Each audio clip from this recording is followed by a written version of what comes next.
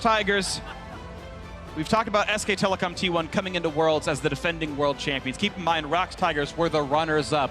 They made it to the finals last year, and now they come into this Worlds. Maybe they're the pre-tournament favorites. Then that confidence was shaken, but now they are back and poised and looking stronger than ever to make this run if they can close out this or any of the next 3 games in this series. So the one small change here is that Jace replaces Jhin from our Game 1 bans. So potential, Spray was the first person to bring Jhin into the meta in Korea, but this tells you a lot, and this is something that teams will not go amiss going into the semifinals. Exactly. Zyra, specifically for these Korean teams, has ascended to first pick status even over the Caitlyn, because Zyra Jhin is just as strong a lane as Caitlyn Zyra. I agree with you. The Zyra has been the story of the quarterfinals for these teams, aside from the total dominance of the Korean region. One thing I'm a little surprised about, not even with the draft phase, is that EDG is stuck with Scout for the 3rd game. I was expecting Pawn to come in when they're down 0-2 and try and rescue EDG once again like he had done so many times in the past, but they want to play with the mid laner who they went undefeated with, and I can't fault them for that. And we'll see what other changes are up here. This time he's not early picking the Ryze, so maybe something else is in the mind of Scout, or maybe of Rapid Star as they wait to see what they actually want to pick in here. I would definitely wait for a mid lane pick last, because getting some pressure back in onto Kuro could be incredibly important. And right now they're looking at maybe a top lane and support pick. If they blind the Rumble, I think we will see Cannon from Smeb. He's actually 7-0 on that champion. They do lock in the Rumble. Cannon was a champion he played out of meta last year. They actually had 3-way flex on Rox Tigers, playing support, AD carry, and top lane Cannon. Maybe we'll even see something a bit more frisky, because you know Rox Tigers are playing with so much confidence right now. And that's the thing. A lot of times Rox Tigers are more relaxed than other teams, which can also make them more likely to just do whatever they want. Look at the laughs coming in from the entire lineup here on the cams. And I actually wouldn't be surprised to see something a little cheeky from them in these last 2 picks, but we'll see what type of champions they end up locking in. Top lane Kazakhs, do it, Smeb. I believe in you. It's unlikely. With the Rox Tigers, there's always that outside chance. I'm just hoping. See, that's okay too. He just needs to style in this one. That's what all the fans are hoping for, is something flashy. And he does! And he's gonna lock in the Fiora! It's style time, guys. Smeb's gonna have a good time, and people wanted to see the guy to justify first in the world in terms of players above Faker, and when he's played that Fiora, it has been poetry. Yeah, interesting that they don't go with the Aurelion Sol at all because of the mid lane pressure they've had elsewhere, but I think that is because they really want to be able to play around that Fiora, and it's not like it's a bad matchup up against the Rumble. It can definitely have some snowball potential. So I actually like going for the Ryze here, just to show Ryze. If Kuro can show the same level of play on Ryze that he did on Aurelion Sol, think of the teams, especially on red side, who already have to ban Nidalee and Elise, and now you're just struggling between what the hell is that last 3rd ban. I think there's definitely 2 sides to that argument, because if you can play it and dominate with it, well, then you want to be able to show that with a victory in your next series, whereas now you're just kind of confusing the pick and ban if you can show effectiveness on it. It could also just be to have more practice against the Aurelion Sol and see if you can manage it on the other side, because like we said, there is margin for error for the Rox Tigers right here with the dominating 2-0 lead they've jumped out to. And keep in mind, Ryze was the earlier picked mage every single game this series. It was a contest, let's try to take it away from them from Edward Gaming. Scout tried to take the Ryze away from Kuro, lost the Aurelion Sol matchup. Now saying, okay, you're right, we'll try to play the other side of it, and Rox Tigers can do just that and potentially smash the game just as hard as before. The games have looked more and more convincing for Rox Tigers, but now, backs against the wall, Edward Gaming needs to make it the reverse sweep to get themselves into the semifinal. They must win 3 straight, and we'll see if they can do it. Coming in now to the 3rd and what could be the final game. Match point for South Korea's Rox Tigers here in Chicago, heading to the 3rd game. Yeah, with the win, they would advance to face SK Telecom and have a rematch of last year's finals in the semifinals, which is a little bittersweet in this series, knowing that they would not get to face in the finals once again. But Rox Tigers, I think they want to finish strong here. I mean, SKT 3 times have taken Rox Tigers out of tournaments right at the business end of them. The storyline for next week is set up, even if it's just for that one match. And here we go. Amidst the cheering fans of Chicago, amidst all the people watching online, we might have SKT looking at Rox as their rematch opponent. Here we go, Game 3, Rox Tigers 2-0 up over Edward Gaming as we hit the Rift. We do still have to talk about EDG though, because when their backs are against the wall, they have been able to succeed this year. The undefeated best-of-3 record, being able to close out the sets, the 5-game series they won in the semifinals. The game they won against HQ at the end of the group stage were all moments where EDG had to get a gut check and then play better than the opponent. This has been the biggest possible gut check because they have been getting obliterated, and it is easy to roll over, but EDG have to not succumb to that, and they have to play better. I mean, there's gut checks. That's what SKT received in Game 1 against RNG, and there's demolitions like Game 2 of this series. So every game is match point for EDG. They are a great best-of-5 team, but with all the outside factors kind of factoring into where they're at right now, it'd be disappointing to see a team, a pre-tournament favorite, go out in this manner, but it's been a really rough tournament for EDG. And Edward Gaming might be able to pull a little bit of support. Yeah, we're seeing Fervor for Kuro 1 didn't change his keystone from whenever he picked. Maybe it was he might have been running that on Kennen, but either way, Edward Gaming may be able to find some support from the audience here. As we were getting into the game, we were hearing GSM chants, fight with EDG chants, actually. They're trying to overpower each other to cheer on. You know, their very favorite teams as well. Edward Gaming, as you'd mentioned before, definitely travels well. There are a lot of fans internationally, even here in America. And you hear that right now. This is the audience hoping that we have more than the 3-game sweep. And we'll see what happens. Remember, if Rox Tigers do win, it's 3 Korean teams in the semifinals for the first time ever. You don't need a train whistle to know that that is pretty big domination from Korea. Exactly. Their quarterfinals have been so impressive here, and they've really all shown up so far at Worlds here. It was close for Rox Tigers in the group stage. Lose one more game at the end of CLG there, or against G2 when they were down 7.7 thousand gold at 23 minutes to pull that game back. Good trading, dodging the skill shot, but here comes Peanut up the lane. This is going to be a tight one. Jumps in, and Scout doesn't even flash it, but they don't go in for it anyway. Peanut didn't follow the Q, I don't think. He didn't hit the Q, he didn't flash it. Oh, I thought he hit it. No, it went wide. Oh, that confused me. Very close, though. I mean, that's Peanut's reaction to the early shoving from the Aurelion Sol, trying to fight back from it and getting the 2 summoners down early. Then ClearLove just ghosting in right way at the end just to throw an axe at the minion wave doesn't really help matters too much. But it is pretty massive that they're going to be able to get the really favorable back timing. Kuro, it turns out, will stay in lane. Got the corrupting potion advantage for Scout is Kuro, making a hell of a trade in top. And he's already down 7 minions like he has been almost every single game this series to... Yeah, and there's a jungle invade right now from ClearLove, though, recognizing that Peanut didn't start blue buff, trying to sneak in. Meanwhile, Peanut's like, that Olaf didn't have a red buff. Maybe I should go invade his red. Like ships in the night, they go try to steal each other's buffs. But Peanut actually waiting around. He thinks Olaf's about to be joining him up here, and that's actually not the case. He's going to stick around near the top lane. Peanut wants to be available for what could be a top lane dive. Keep in mind, Smeb is pushed up so much. It wouldn't be a surprise to see ClearLove's Olaf come in and try to fight that, but ClearLove playing patiently so far, not exposing himself until just now he walks by the trinket board. Because they had so much top lane pressure with Smeb, they're actually either looking to take the red buff clean or just wait for ClearLove to start and then kill him. They know he has no ghost.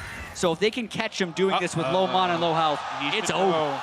Fiora's missing, walks into the camp, actually gets away from the skill shots, but doesn't really matter. Smites for a bit of healing, trying to run out. One more hit will do it, and that's first blood in for Smeb in the top jungle. There's just no information provided from Kuro. Smeb was out of lane a long time. He wasn't on the ward. The ward was placed after the invade had happened. Worst case scenario for EDG. Now, a big lead for Smeb.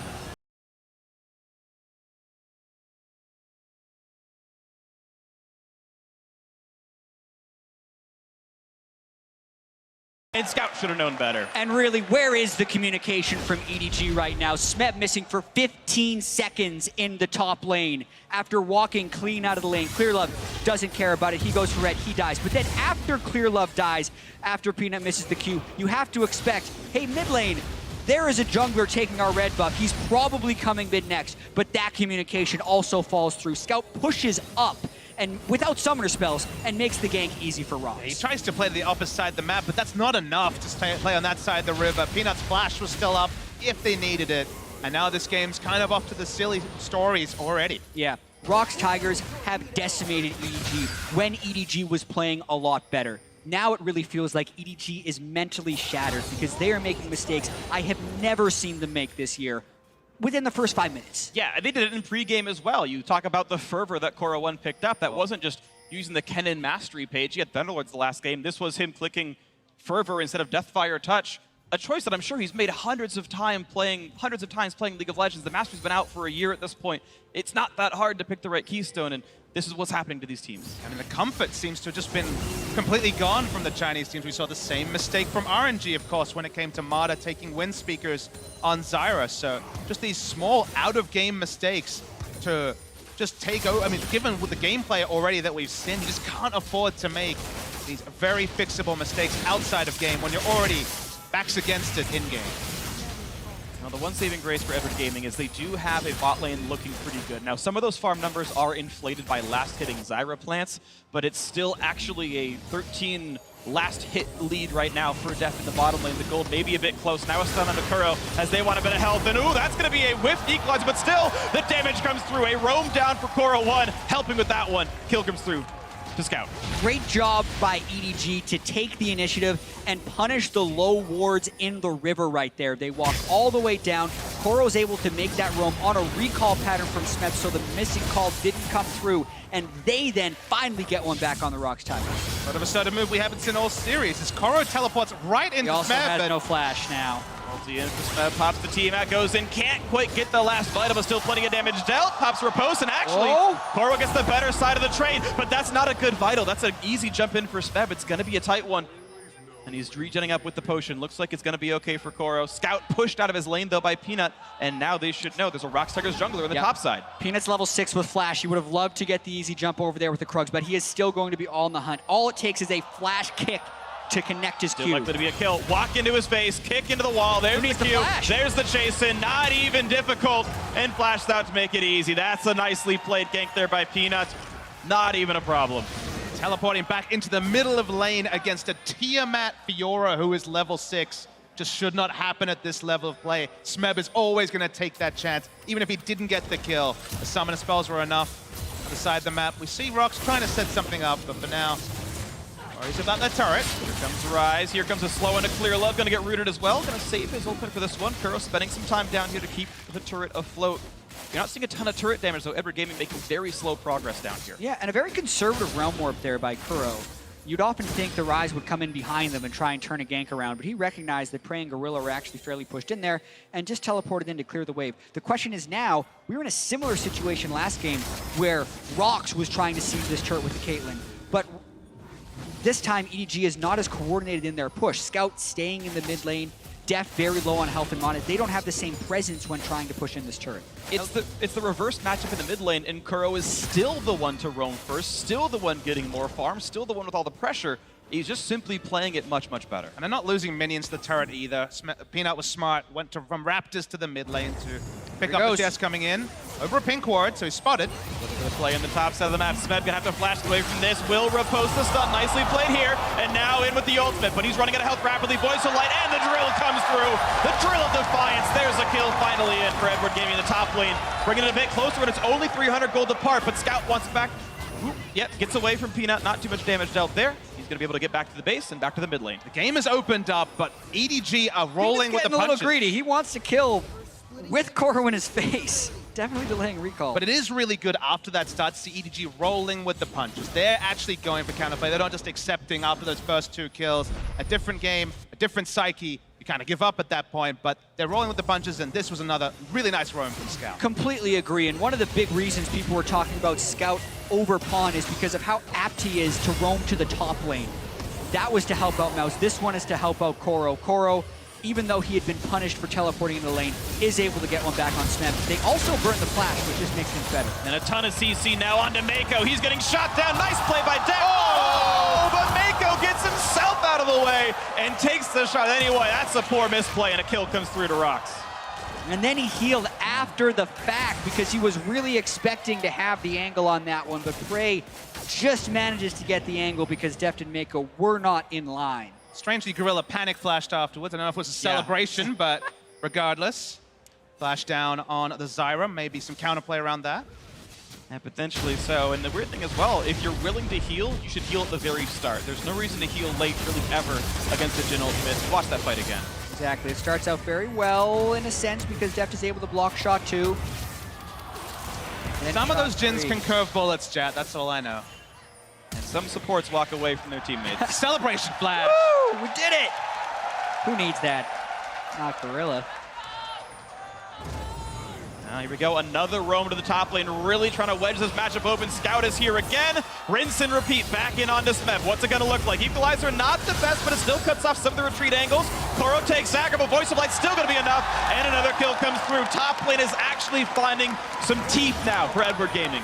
Absolutely, and Kuro's not able to match those, and Peanut's not there to show up because those aren't actually the cleanest ganks you would expect, but they just have so much more power up there when they send Aurelion Sol. You're only purely getting kills from them, though, not objectives. That's why you see Ryze pushing into mid, but certainly gets their confidence up, which is another underrated part of League of Legends, is that after those 2 losses, getting some kills, especially to Kuro, who has been bullied out of top 2 games in a row, can only help the communication, because it's so much easier to get precise communication out when you've got a little bit of confidence in your belt. Exactly. You cannot underestimate the impact of an effective play when you just lost a game in 25 minutes by 20,000 gold. It's so important that EDG get this confidence and continue to push. And also, because Rox decided to go with this Fiora, who you want to be able to snowball ahead, it lowers their wave clear. It doesn't allow them to actually defend these sieges too well if EDG is able to set up them. It's EDG that have the Aurelion Sol and the hyper carry and Caitlyn. So if they do get an edge, they can still rotate towards these lanes and just kind of push Rox off and make it a necessity that Rox try a risky team fight if they can keep making these plays and actually create a goal. The last time Fiora was in the meta, a big pick that was played around it was Lulu mid, because then you could actually allow Fiora to go in, choose the target, wild growth, slowing and knocking up enemies. There's no such utility on the side of Rox. Sure, they have snares, sure, they have AoE, but this is very much Smeb going for a lane-focused pick and being punished for overextending. And it's still a team with no tanks, much like the Game 1 composition. If it starts to fall flat, you can get evaporated by an Equalizer and Hurricane Caitlyn. Deft is the damage share king. He is the hard carry of Edward Gaming. Laning phase so far so good for him. The tools of a Game 3 win are definitely in the toolbox for Edward Gaming, but it's a very tight game. It is still a lead for Rox Tigers. We just have to see more happen. Given the early ganks onto the enemy jungler and mid, you might think, okay, Drake's stacking up, but actually no Drake started yet because of all the map pressure that has been applied. ClearLove's mid.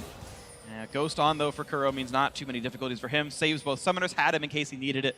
And ClearLove continues to have no effect at all in this series. No kills resist for him. Even when he walked to the mid lane, didn't do any damage last time around. So this Olaf sort of denial from Peanut so far not meaning a lot. And you wonder if we're going to see a 2v2 in the mid lane here. Both mid laners really cheating to their side with the jungle. This actually gives an opportunity for EDG to roam bottom if they wanted to try something really aggressive. Kuro could even teleport in the theoretical world, but the roam could match the pink ward. Very important for Rox there. They do go through the vision. Quick ulti on the prey to soften them up. Nice just little want the turret. there. But they've got 4 members to knock down this turret. The flashless Gorilla has to be a little bit careful. Fiora's coming in. The root. They don't quite dedicate themselves to knocking the turret down. Naka comes through onto 3. How much more is the Fiora's here. Gonna grab? Smeb and Peanut are here. A late teleport for Kuro. It's a 5v4 momentarily, but the kickback doesn't land the root. Now Meiko gonna run out of health. Voice of Light plus Equalizer getting a little bit more, and Gorilla running down, but no, he eats a trap. Can they find any more? A realm warp doesn't quite get him out, and look at all the kills for Edward Gaming. It's 3-1. Now, maybe a little bit more coming through. Smeb wants it, and he finds the shutdown. Gets healed up a little bit more, and now getting barbecued to the backside. Takes a harpoon to the back, and a snipe in for Deft. Edward Gaming with the lead. It's exactly what Rox didn't want to happen. EDG set up with the siege. Rox try to fight them off of it, but they lose the fight and the turret, and EDG has their biggest lead of the series. Rox, like their support Gorilla, may have started celebrating a bit too early. Sure, they were way ahead in this series and in the early game. They had the early teleport coming in, but they don't have the same sort of item leads that they did in previous games. Exactly. The level 9 Fiora teleporting in is much different than a Spirit Visage Maokai, for instance. They have no lockdown when that happens, and Kuro arrives, does get an ultimate down that hits prey. It wasn't the best ultimate, but then the Flame Spirit that comes in afterwards is very effective. ClearLove stays in the fight, lands the axes, and while Smeb does pick up a kill on the backside, that too costs him his life because EDG is able to chase him down on the backside. The heal field came in earlier, maybe on the first target, just to have a burst of healing for the rest of the team. Maybe the fight goes different, but bit of greed there from Rox. Doesn't pay off, and EDG with their first gold lead of 15 minutes.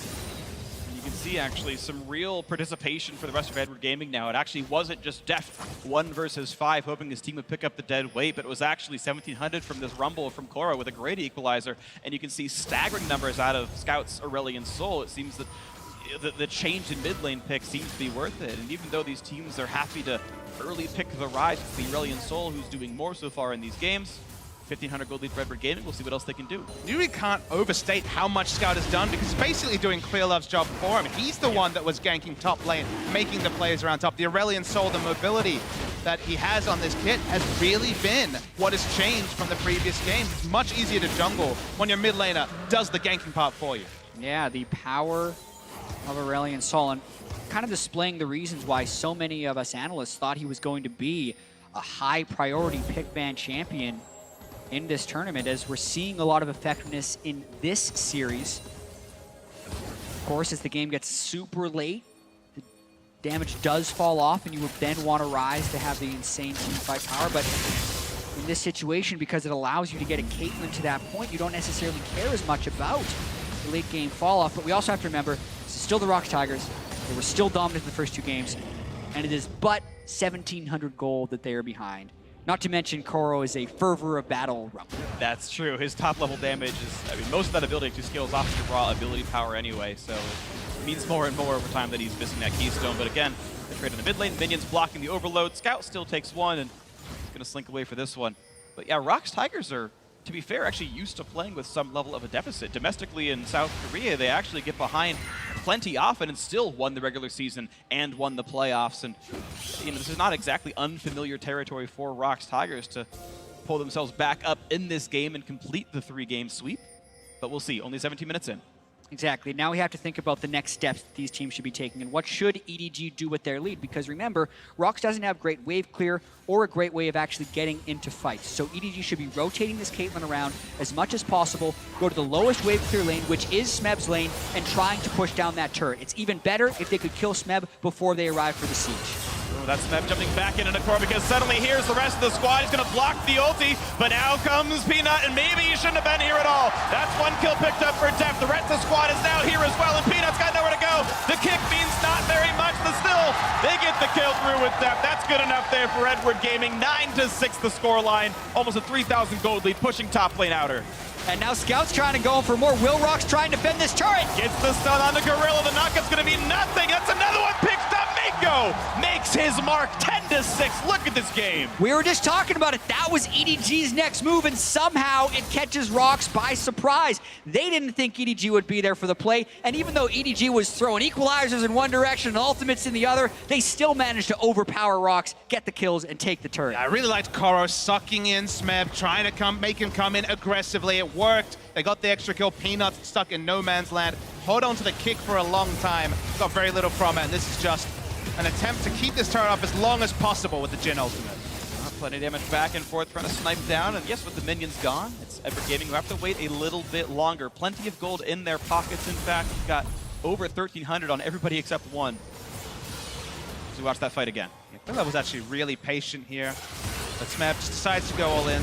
They want level 1, that's just a bit of a spectator bug, but the moment that this happened, the numbers advantage was there for EDG. Exactly. ClearLove as well, able to stick close to Peanut, the equalizer. Does allow the final kill to be picked up by Deft, but then even after the fact, when they have 5 people there, Gorilla trying to defend the turret 5v3 when they're gonna have the siege anyway is a little inexcusable, and it means they're down 4,000 gold. What's funny about that final kill with the equalizer is it was subtly really a good equalizer. The reason being, if Peanut was going to live, it's him safeguarding to a minion and getting away, and if he does that, he just jumps onto the equalizer and dies. Fair enough. So Kuro might have been a mastermind there and outthought all of us with the missed equalizer. What we're seeing in this game is the Rox Tigers, when they fall behind, they're not teams like Samsung and SKT. They are much more likely to try and throw themselves for picks, look for fights even when they're behind. Sure, we've seen other times, especially last year, where they could pull games to late, but Rox, more often than not, in the regular season in Korea, would go for those big plays and kind of go big or go home. Well, I would also say that that is forced by this composition that they picked themselves into. When they pick the Fiora in the top lane, they need to be able to push them off these turrets. Otherwise, they will just siege down everything. Scout is in a lot of trouble here, actually. Goes to get away. Nice flash, times it properly with Smeb's Q to make sure that goes on the long cooldown, missing his target. But that is double summoners down for Scout, with just the cost being Smeb's ulti. Much shorter cooldown for Smeb. We also talked before the game about how forget about the Rox Tigers of the group stage, weeks 1 and 2. Remember the Rox Tigers from the regular season. But in the group stage, they had a lot of team compositions that maybe didn't make a whole lot of sense. They did lose the game to the Aurelion Sol and the Caitlyn because they fell a little bit behind early, and then they got out-pushed by the immense roaming power of the Aurelion Sol. That Rox Tigers is actually rearing back here as they were hoping to close out the series in style by picking the Fiora. I mean, I can guarantee that the champion select comms was, I want to play Fiora from Smeb, and they just kind of went with it, just like with the Nocturne pick earlier in the series. And this is something Rox will do from time to time. First game of a best of 3. In this case, it's third game of a best of 5. When they feel like they have the latitude, they can go for these picks that are very much just them trying to flex their muscles, and it's credit to EDG that they can actually punish for that for them, at least in the first 20 minutes. Exactly, and they need to, really, because at the end of the day, it is 3 wins that gets you through to the next stage, and Rox Tigers did feel with the Fiora pick that they were trying to show off a little bit, so if EDG can just get that 1 win, even if it's not likely that they win the next 2, they have to be able to just stay in it and make sure that they can punish this Fiora. Meiko back and forth, gets shot. Good job by Phreak, predicting 3 out of 4 times which way he would juke. Gets him very low. I think if he had actually gotten all 4 correct, might have gotten the kill into Meiko at the very end, but either way, it does chunk the health bar down, but Edward Gaming, even without the health bar, their support player are going to go ahead and try to take down this Cloud Drake, and it seems easy enough to do. No one going to contest them whatsoever. Peanut? Nope, not going to be there quite in time. Just 2 seconds away from having a chance at it. Yeah, the ward coverage is around Baron for Rox Tigers. That's the far bigger objective for them to play around. Kuro bait again. They can sneak Deft into this brush. It's there, but the rest Rox is also here with Ryze. This is a bit of a 2 versus 3. Do they have the damage on Smeb? One more shot will do it. They switch back into Kuro. They get 1. Now how's the trade kill going to work? He's going to get a crit, and Deft gets it. Now the battle for Skirmish. Flash the way. Deals through the ignite and is running through tier low. Gets their vengeance. All said and done, though, still advantage Edward Gaming 3-2. That was some vintage Deft mechanics right there with the flash, but still down in the back end. Scouts around the back. ClearLove's here to help. Prey is running out of health pretty rapidly, but gets the 1 kill picked up. Another execution kick out of Peanut. Another 1 for 1, and now it's time for Peanut to run, but he's on the long cooldown. Nice Q to the Baron Nashor pit. Gets himself away. Still overall, the 4 for 3 trade, and Scout looking to see if he can find an angle, but not to be. He's going to be fine. Ocean Drake regen kicks in, and all is going to be well here. 14-9, the gold lead still about 4,000 here for Edward Gaming. And look at the way Deft plays this fight. He got the trap right at the start. The Zyra bailed out on the play at the very end. That's going to have a big impact, and that allows Deft to trigger all the headshots. He was in the brush for so long, flashed out at the very end. And those cheeky little plants in the brush that Deft wasn't even thinking about at the end of that fight get the last hit. You don't have that Zyra passive anymore to look for the kills from Death, but the plants do the job for you this time. Yeah, Deft can outplay all the human characters, but the AI gets him at the end of the day. He'll stay in ranked queue, I guess. Yeah. No co-op versus AI for him. Unfortunately, I think if he did run to the right, Frey would have been in range for an auto attack, so he was kind of in a darned if you do, and he did. Well, Deft gonna get not quite rooted actually. Frey wasn't in range. It's okay. Still a tight game, 4,000 up. Edward Gaming once again trying to play the control. They've got the outer turrets down already, and Dragon's dead and will be for quite a few minutes. They've got to find something else to do. Yeah, even though EDG has looked a little chaotic at times, I think they're going to win this game because Deft is so incredibly far ahead on Caitlyn, and the composition suits him. Notice how he's actually going for rapid-fire cannons, the third item. We've seen a lot of Caitlyn's have to go Last Whisper on the third item to cut through an armor user, but there is so little armor that Rox can actually put up, not to mention they have the setup of the Aurelion Sol and the shielding of Karma, that if they just group up and fight with Deft, I think they win. This is the kind of stuff they need to avoid, though. And that's going to be a pretty quick kill on the Scout. Does get some decent damage on a Prey, but not enough to matter. And you're seeing Rox Tigers pulling the trigger, saying we are not going to go quietly into the night. We're going to find these 3v1 kills. They knocked that one down. The repeated attempts to claw back in. Very smart by Rox. They finally get one to pay off here. And even though it's been a really bloody game, 24 kills in 25 minutes, there isn't the same sort of ward coverage that Rox Tigers was able to get when they're ahead compared to EDG. Obviously, the margin is a little bit smaller, but there isn't really many ways for EDG to punish 3-man rotations to the top lane. And it's been kind of team deathmatch for the last 10 minutes or so. Yeah, it's been a much more chaotic game, but I want to reiterate that everything that has worked for EDG have been when they've grouped the Aurelion Sol with the Caitlyn and pushed, because there are very few correct answers that the Rox Tigers have that aren't fight. Yep. And if Rox Tigers fight, because of the advantage of Deft now that he's completed his rapid fire cannon, I think they win those fights. So EDG just need to maybe not even care about shoving out all the lanes and just push straight down wherever the farthest outer turret is, which is in the top lane or the bottom lane, and just force Rox to come to them. I like some of the itemization choices here. We see Seeker's Arm Guard, a Chain Vest onto the mid laner, and the armor predictably onto ClearLove, but just some armor, because the 2 flat armor penetration items, the 2-item spike from the Jhin is very powerful, and someone is going to be in the front line, may not even be the Olaf. So just having some armor to not be deleted outside of range is very important.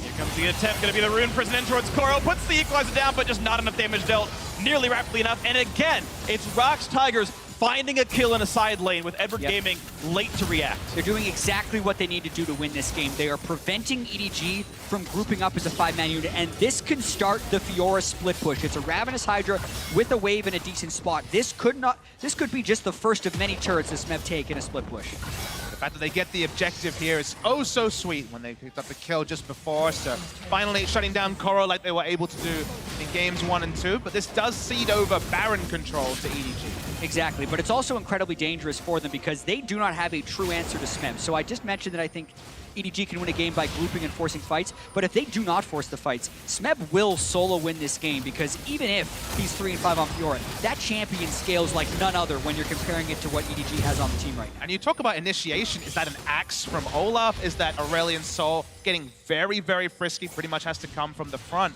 I think it's more about the Baron control and forcing Fiora to react rather than, you know, a linear initiation like a Malphite, obviously. And sometimes those moments are finding those flank kills. We had seen Smeb ganked earlier on in this game. It was Scout roaming out of his lane, getting behind him, but you're seeing Smeb give the proper respect over. He backed off as soon as Scout went into Fog of War, and those flanks aren't happening, and he's still safe in that split push. Look, Smeb is considering another all-in if he sees Rumble. This is another time where Rox is very different in that he doesn't have anywhere near the ward coverage he needs to go for this aggressive trade, but Rox don't play the same level of methodical League of Legends as other Korean teams. Right, it's not enough words to guarantee that he's alone, but if you're a smart enough player to think about where would I be if I were Scout, you say, no one should be in this jungle, this is probably fine. And you might be wrong, but he's right enough that they won over in South Korea, that they're coming in here 2-0 in this series. And he's been there so long that Kuro doesn't expect it. He doesn't need to go in there. Very smart to get the pink ward. Very smart to ward it, and ClearLove's around the window as well. So here comes the chase. He's got a couple of slows, but here's the Realm Warp, and Kuro is going to bring him to safety. Smeb doesn't even have the flash to get away. Gorgeous timing for the escape right there, but still a strong play by EDG, suspecting that Smeb would be laying in wait, getting the pink ward down, taking the Drake, and even though they didn't get a kill, they can still now go and get Baron control because the wave is shoved, the Drake is taken, and they can move straight for Baron. They're not going to have an easy chance getting onto Peanut right there. Nice ward hop over the wall, definitely done by him, and now it's EDG trying to pull the trigger on Baron. Yeah, and Peanut's going to want to steal. He's had a great steal rate on this one, but you try and zone him with the Aurelion Sol, and you actually want to take a 50-50 if they go for it. And here comes the teleport in from Smeb. Scout is in the front line, losing a lot of health, and Ryze is on him, and Scout's going to lose his life at the very start of it. That's going to get him popped with the Guardian Angel. Now it's Smeb still chasing through Kuro, jumping into the Baron pit, but Deft is still alive in the back line. Scout will go down to Smeb. The re-engage on Kuro, though, is good. That's a lot of damage on a Caitlyn, and equalizer kind of splits up the team. Kuro buying what time he can with the Zodius, but still goes down to the plants. Meanwhile, Deft, and it's ClearLove picking up everybody. That is 4 kills for Edward Gaming, and the resulting 3v1 is Peanut still alive. He is, and we've seen this story before. Just when it looks like Rox will lose at a Baron fight, Peanut comes around the side. Oh, Deft going big! 2 more shots will do it! He's gonna knock down Peanut, and that was a huge play. Should be Baron over to EDG. The Guardian Angel's so important. No healing field coming through from the Fiora. No real way to re-engage that fight, and free Baron to EDG. 9-1-5 on Deft. Beautiful play by Deft in that fight. I will say EDG got a little scattered around the Baron pit. This has been a pretty scattered game, but he was always doing the maximum DPS. Gorilla almost picked off at the start of the fight.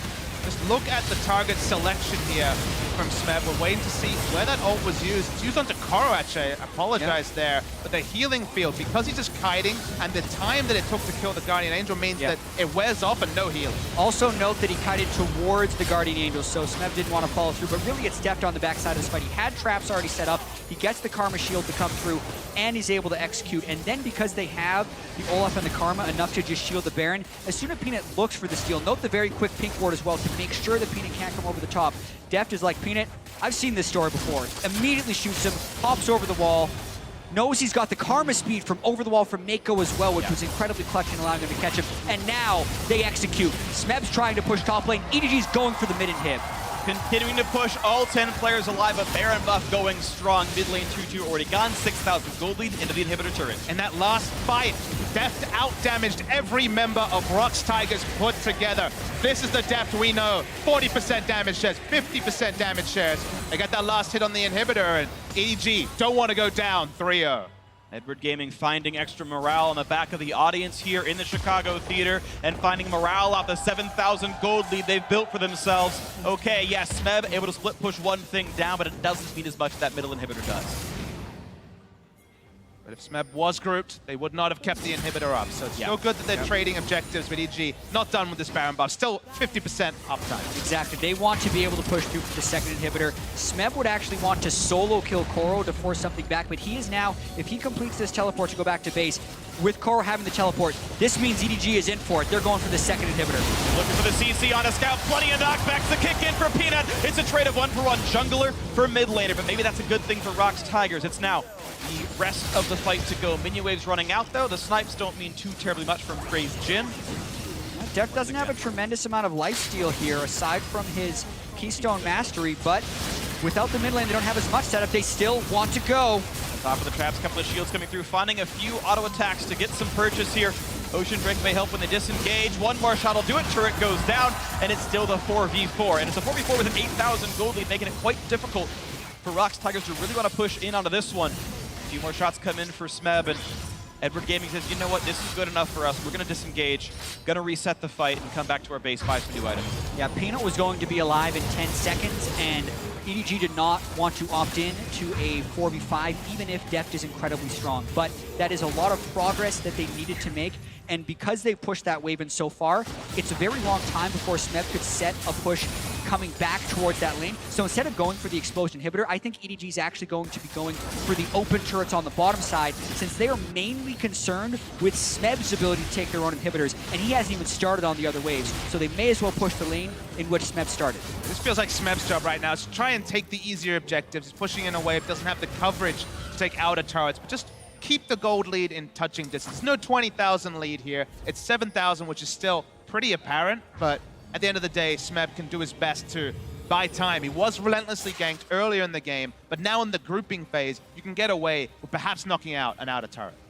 You're seeing the pings on the map. It's actually EDG who pinged not only their own outer turret, but also Smeb's brush. So they're acutely aware of the play Rox Tigers is going for. Smeb, level 17, will have incredibly long death climbers, and EDG, knowing what was going on, Smeb sniffed it out, but with the red buff on, does it even matter? Running for his life, the flash is the chase, the flash to run. Smeb, voice of light, and the kill for Deft. He's unstoppable. The stun of the Peanut didn't even need to be there. 2 for 0 to Edward Gaming. And already inhibitor down, they just go to where they think Smeb's gonna be. They catch him out. GA up on ClearLove, GA up on Deft. He's got a 5,000 gold lead against Prey. EDG is gonna look to end here. Mid lane inhibitor already gone anyway. 40 seconds in the respawn for 2 members of Rox Tigers. Gorilla caught out as well, forced to flash. The chase is in. The kill comes through once again. for the mid laner for Scout, ClearLove, Guardian Angel. Who even cares? The same popped here on the Aurelion Sol, but now it's on to the Nexus turrets. It's on for the comeback for Edward Gaming. They dropped the first two, but convincingly, they take game 3 off the back of some excellent play. Deft, 11, 1, and 8 on the Caitlyn, and that's game 3 going to Edward Gaming. With their backs against the wall, and Rox trying to show a little bit of flair, Edward Gaming stay alive in this best-of-5 series, and Deft was incredible that game. This was vintage Deft, as you say, almost had a tremendous outplay, died to the plants in top, but kept up his level performance, outputted more damage than Rox Tigers in team fights in the late game. And Rox, their feet were off the ground, or so they thought. Suddenly, feet back on the ground. They need to regroup. They need to play a 4th game that did not look possible after those first 2 kills early in the game. The steadier for EDG was getting that first kill back in, targeting out the top lane, and the Aurelion Sol, and how much work that did without even requiring them to bring in ClearLove, I think was key. You really saw the mid lane open up, and also the way that EDG can come back in that game with the way it started, some very poor plays in the top lane, mid lane, and jungle within the first 5 minutes, but then the fact that they can reset and then start making the big plays is actually very promising for EDG. Yeah, I definitely agree. An incredibly tight game. Really interesting to see the adaptations coming through the teams as well. You had a more conventional carry come out for Deft here, playing the Caitlyn. That paid out beautifully. I know some were talking about, oh, what if it's Jinx? What if it's one of these big carries? But Caitlyn is almost Jinx, but can also actually win her laning phase. So I think that champion worked out very well. The Aurelion Sol, I think, was huge as well because it let them snowball a top lane advantage over Smeb, which I think very few would have ever predicted, but that was beautifully played by Edward Gaming as well. However, Rox Tigers still have 2 more games to go to have that shot at winning it regardless. Now, I'm going to toss it over to the analyst desk to break down that first Edward Gaming win. Thank you very much, Phreak. EDG